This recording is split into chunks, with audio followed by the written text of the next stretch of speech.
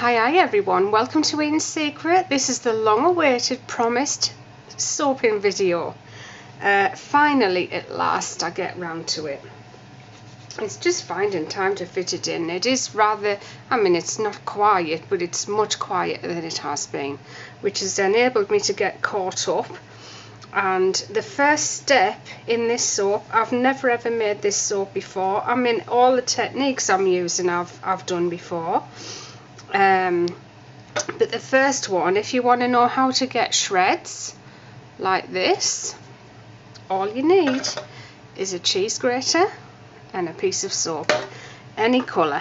Now, because I've already grated loads, you'll see the effect that this gives. If you don't know what to expect at the end and what this looks like, you'll see the effect it gives when we're finished. Now, for this one, I'm using the very small holes on the back. On this side, they're the bigger holes. Yesterday, when I was grating, I caught my finger right in there because I press on far too hard usually. I'm always in a hurry. So there you go. I don't need loads. This is literally all I need for this recipe that we're doing today. And on to the next step. So next up is the hearts. I have already made many of them, but I thought I'd better just show you me making some of them so that you see every step. I've just put some fragrance in here. This is Melt and Pour soap. I mostly use Melt and Pour for embers because it's so quick. I can literally use these in an hour's time. If I'm going to be making cold processed, it's going to be a couple of days really before I can unmold them neatly and get them in to my soap. A couple of days, a day, we'll say a day. So mostly I'll just use Melt and Pour, and for the soap I'm making, it really works. I really like the effect where you have the opaque soap of the cold process right next to the glycerin clear. I just think it looks really smart. It's not, it doesn't adhere to the cold process as well as cold process does, because you seem to get it's like little bubbles right round the edge of the Melt and Pour where it's sticking to the cold process.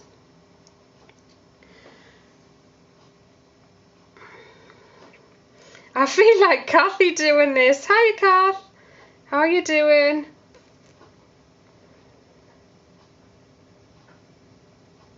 If you don't know who Kathy is, it's Kathy at Soaping 101. If you want to see tutorials galore, I'm sure everybody knows who Kathy is now, but you'll find her over at Soaping 101. And really, there's no need for me to do stacks and stacks of tutorials because Kathy's done everything. Everything that you need to know has been done over there. And it's what Kathy specialises in. I love these paper scrapers. They're fantastic for scraping soap off your worktop, and I tend to use them all day long. I've got 3 and I'm lost without them. Right, so that's step number 2. So most of the techniques I'm doing in this soap I've done before, but I have made a little change. I don't think I've seen it before. It's not a technique, it's just a design. So I don't know, are we upside down or do I need to go this way? No. Yeah, I do. I need to go that way. So it's upside down the way the camera is. So I was lying in bed. People who think they're not creative, I promise you, you are creative. You have got that creativeness in your brain. Everybody's got it. If you start using it, more and more ideas will come out, and then the more you use it, it just goes berserk and you get all sorts of crazy ideas. I don't just get soaps flashing in my head. I get handbags, dresses, shoes, home design, mostly those things I get. And it's just incredible. There's no need to go looking for designs anywhere else. All the designs that I do, some might have been done before, but every one of them is something that I thought up in my head. So this one, you've got your basic soap shape like this, and I pictured a base here in the bottom with a pale lilac colour, and then in that lilac colour I'm going to put these sprinkles, we'll call them sprinkles, and then above that I thought that I want to put hearts in here, so the background is going to be a lovely neon orange, not orange, it'll come out peachy, not orange at all. Actually you can see the colour on there, it's neon, if you can see it. Yeah, you can see it. It looks actually a lot brighter orange than what it is. It's like a very whitened out orange. So that's what the rest of the colour of the soap's going to look like. And then I've got my hearts, I'm drawing these upside down, and I thought that I could put see if I can draw it in the right place, a heart here and a heart there, so it's just sinking into the lilac on the bottom, and then above that I'm going to put another heart here. I'm just going to look and see if that looks right. Yeah, it does. I haven't really decided what kind of textured top I'm going to do yet, but I might do another little bit of lilac on the top here. I don't know what I'm going to do, but it will be built up in the middle as usual. I like that shape.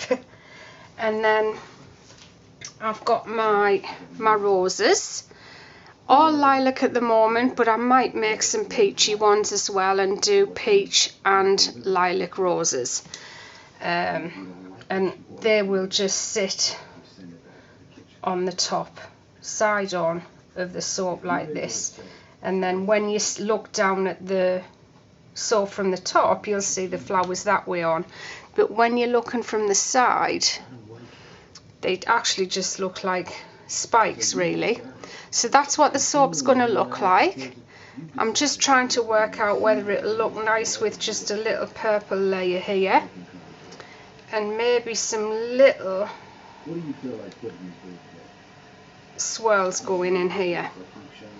It might look okay. Yeah, I think that'll work. So if we use the lilac just to make some little bubble swirls in the top with a layer of lilac and then the roses on the top.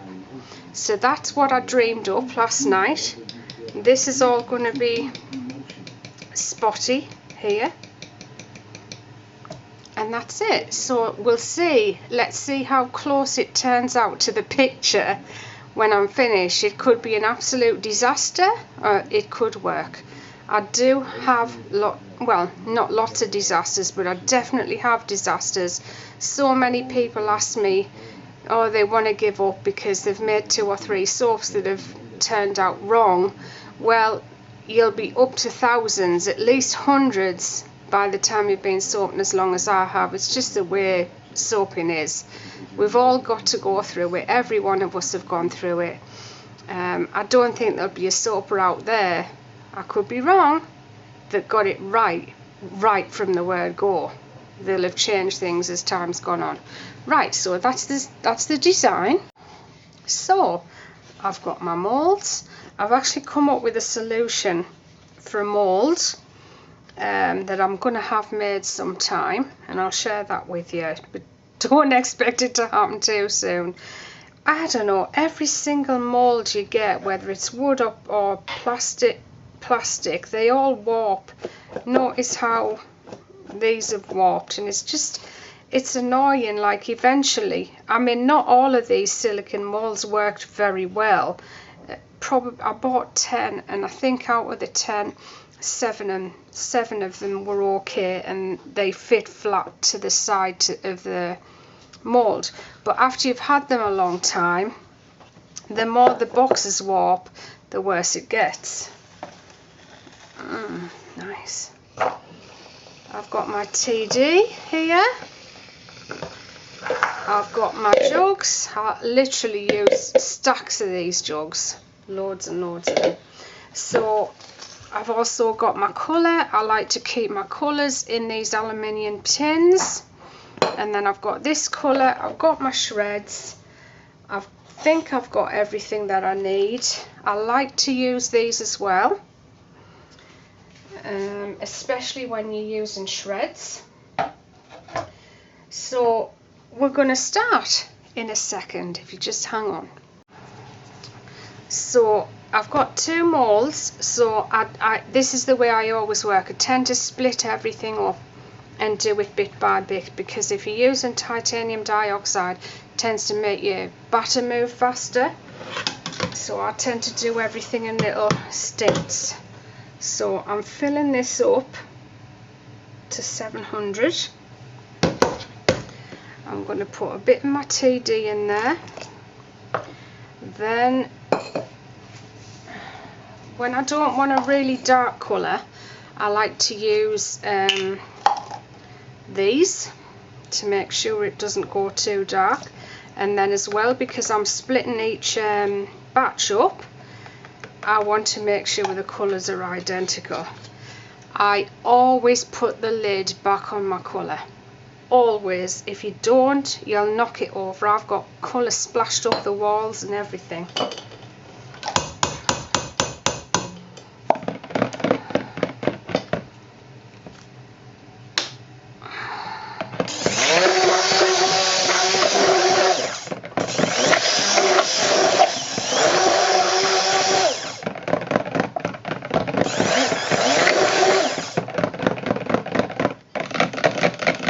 Also, because I'm using a fairly fast moving fragrance, which is always best for layered soaps. I haven't put any fragrance in here yet.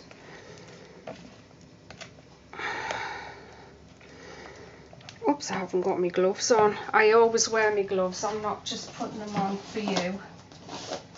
I am really sensitive to the mixture, so I have to wear the gloves.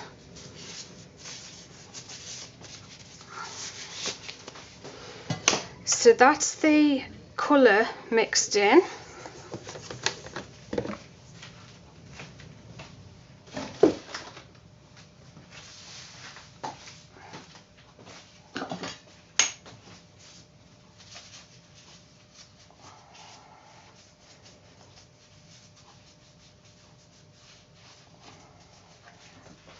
And I quite like these weights and measures that you get for not for fragrance, for drink, for alcohol. So I'm going to about half fill that.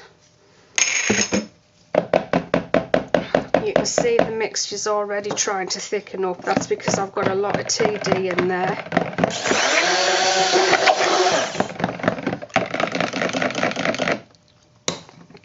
And then we're going to put a handful of those in. And the way to get these spread evenly in your batter, in your soap, is to use a whisk, and that tends to spread them out. Am I going to be able to do this, because it is moving fairly quickly? Right, can you see the mould? And then I'm just pouring it into the loaf, like so. And this is one little problem with these moulds, is they flap into the centre because they're not thick. The thick sided ones work much better, but I can't get any thick ones. I can't get any thick ones made to fit my mould. So it's this, but once your soap is full, then it'll work fine. So I've got all my hearts here, and we're going to the fairly long ones, you know, I haven't got one again that fits my mold, so we've got to do it this way. So as I said, I'm going to put it in the way I wanted it to go in, and each one needs to be tight up to the next one.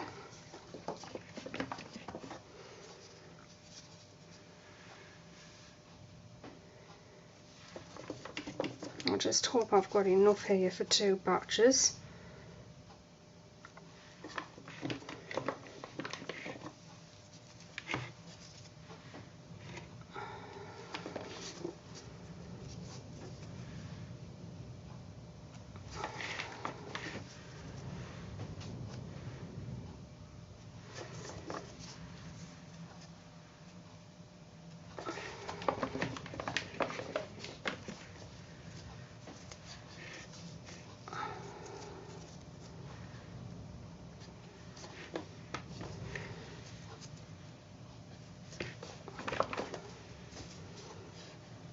I might not get 2 batches done, because if the mixture starts getting too thick, then I won't be able to make a second one, and I'll just use the soap for making minis or whatever.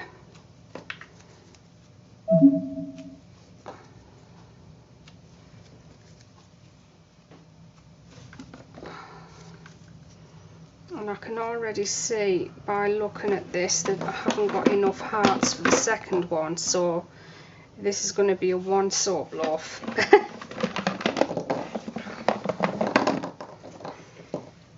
And hopefully we'll be lucky enough to get 1 batch out of it.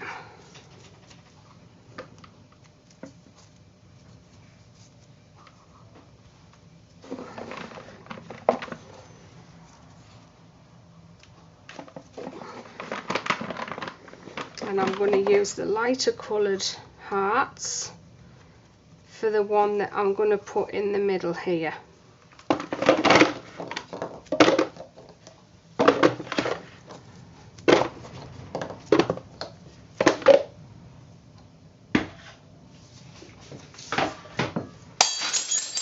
Hey!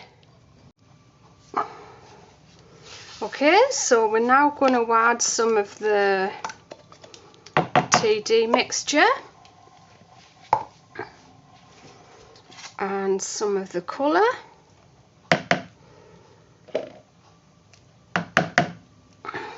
and we're going to mix it together. I always stir it in first if it's powder, because it flies all over the place.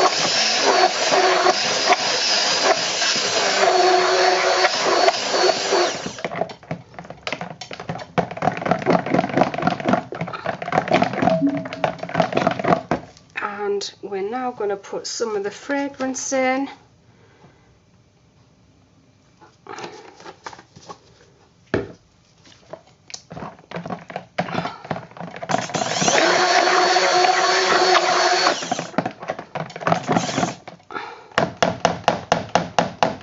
I always mix everything in with me blender, always. To me, it's the only foolproof way of making sure it's all mixed in properly, so you don't get that TD fracturing. Right, that's it, stirred there. So we're now going to move this over, and there are the hearts, and I'm just going to pour it into the middle, over the sides a little bit. Hope you can see it. It's like, I've worked out the easiest way to video things like this is just video them from the top, but whichever way we do it, it's going to hide certain things that I'm doing if the jug's in the way or my hands or arms are in the way. So then a nice whack down.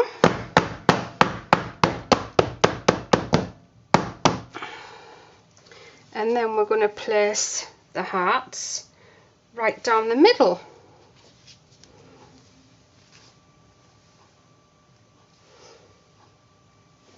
It's a little bit thin, the mixture, but it would be nicer if it was a little bit thicker to take the weight of the hearts, but I'm hoping these are in exactly the right place.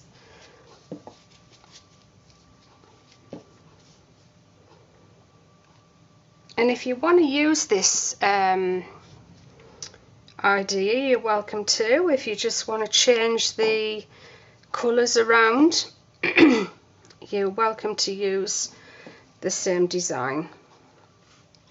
But yeah, I don't want it doing exactly the same colours and fragrance, and don't give it the same name mine will have.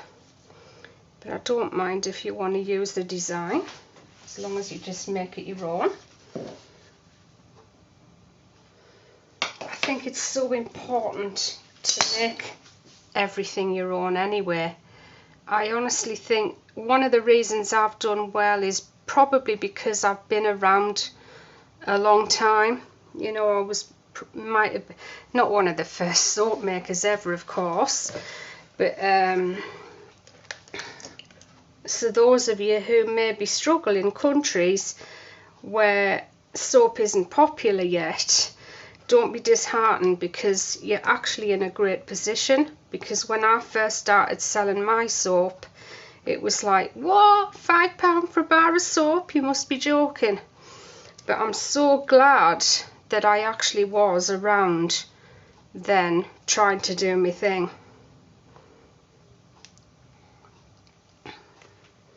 But it is because what I do is different. And yeah, there are hundreds, probably thousands of soapers doing this now, but there weren't when I started doing this in this country.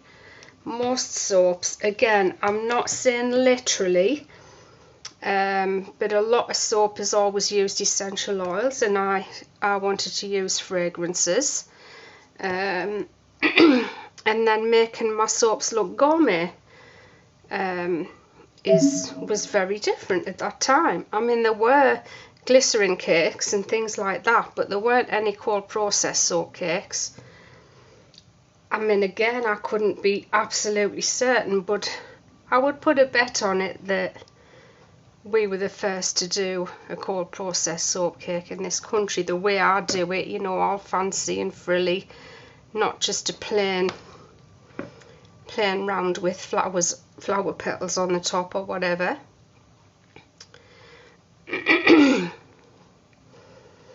And there are loads of different designs out there, loads of different styles that you can do. And I've seen some amazing ideas out there, that things that I've never thought of doing. When I see them, I just think, wow, they look absolutely amazing. And new soapers coming along all the time that are just really, really good at what they do. I don't know if they've practiced a long time before they came out, but yeah, I've just seen one this morning. Okay, so that's the top. I'm not going to bang it down because the soap is soft enough that it will fall into place in the right place. Right, now I'm hoping, yeah, this isn't too thick, because I want to do a purple top, a lilac top. So I'm just going to spoon the leftovers of what I've got in the TD tub.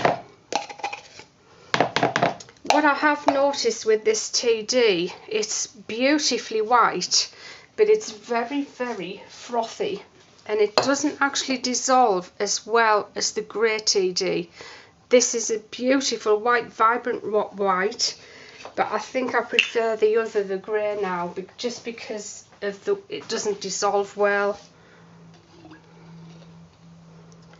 But I guess as time goes on, we're always going to have different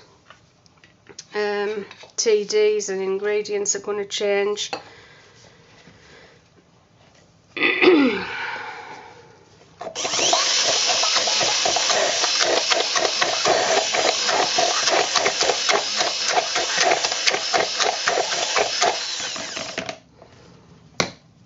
So that's that, and I'm just going to give it a stir again, because if you look close you can see that around the outside that there is soap that hasn't got any colour mixed in with it, and so you need to give it a good stir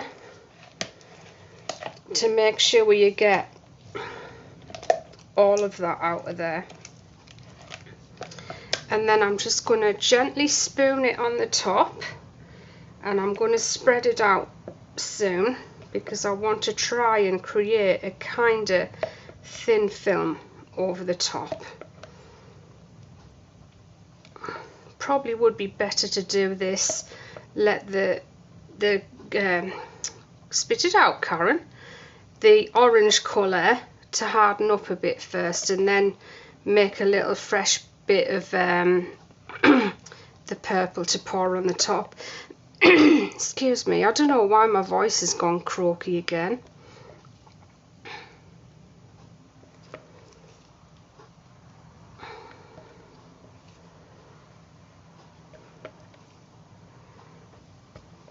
I'm just going to use every... Okay, so you would notice that my battery went flat there. It doesn't last long, my battery. So all you missed was I got a spoon and I just smoothed that out all across the top like that. Just all the way across.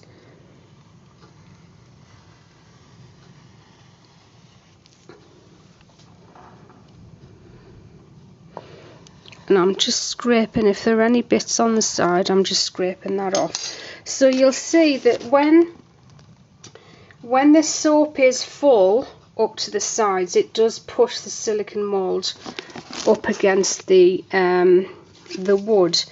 But if you look here, you can just see that it isn't doing that. So all I'm going to do is get this spoon and just push it over, and then I'm going to move. Sorry, you probably can't see that. I've just pushed that up against the wood, and then I've smoothed out the soap there.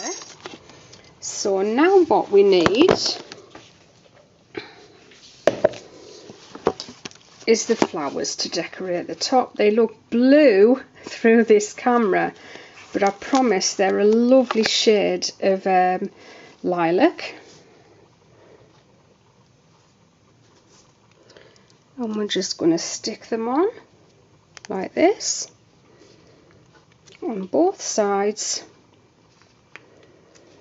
right the way along the mould. And then once this is set, tomorrow we can do a cutting video as well, but I'll do them in 2 separate videos so that the video isn't too long. And this kind of soap, every slice will be more or less identical.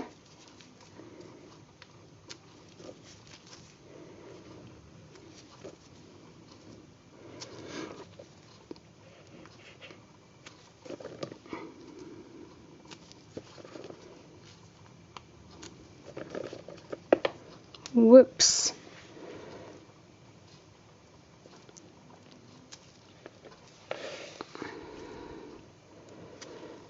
I might cut one in half just to pop on the end. So now we just want a sprinkling of glitter, and I'm using silver for this one.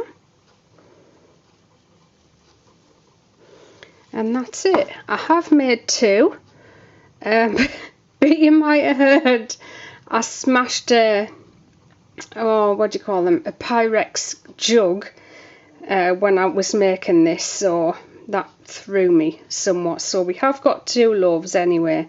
Okay, thanks for watching everyone. I hope you enjoyed that. I'll see you very soon with some more soapy videos. Bye for now.